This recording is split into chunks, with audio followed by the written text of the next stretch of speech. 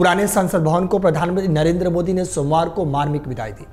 केंद्र सरकार ने 5 दिवसीय विशेष सत्र बुलाया है, जिसकी शुरुआती पुराने संसद भवन से ही सोमवार की हुई और यह ऐतिहासिक धरोहर में कार्रवाई का आखिरी दिन भी था।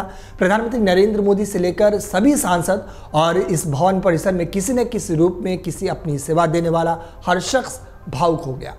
वहीं संसद की शुरुआत पीएम मोदी के भाषण के साथ हुई।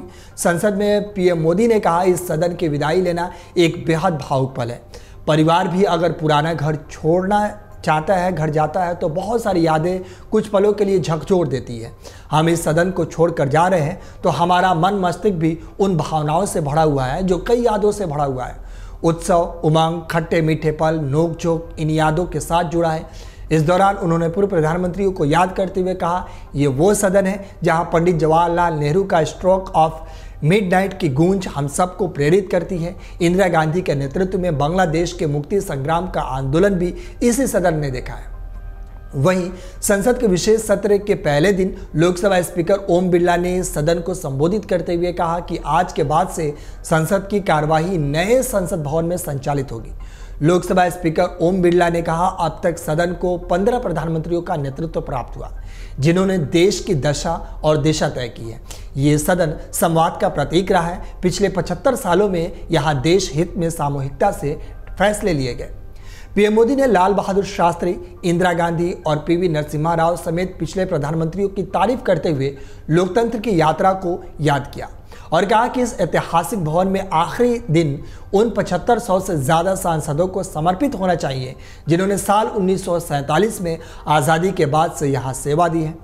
75 सालों की संसदीय यात्रा की उपलब्धियों, अनुभव, यादों और सीख पर चर्चा शुरू करते हुए पीएम मोदी ने कहा कि इस भवन को विदाई देना बेहद भावुक पल है। जैसे ही हम इस इमारत के निकलते हैं तो हमारा मन मस्तिष्क कई भावनाओं और यादों से भर जाता है।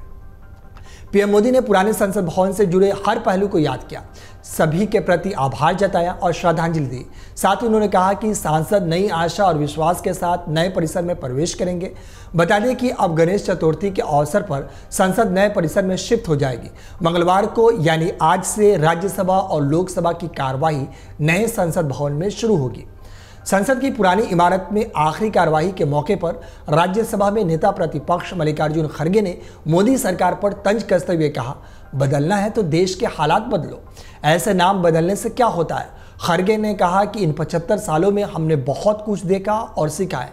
मैंने 52 साल यहाँ बिताए हैं। ये भवन आज़ाद भारत के सभी बड़े फैसलों का गवाह है।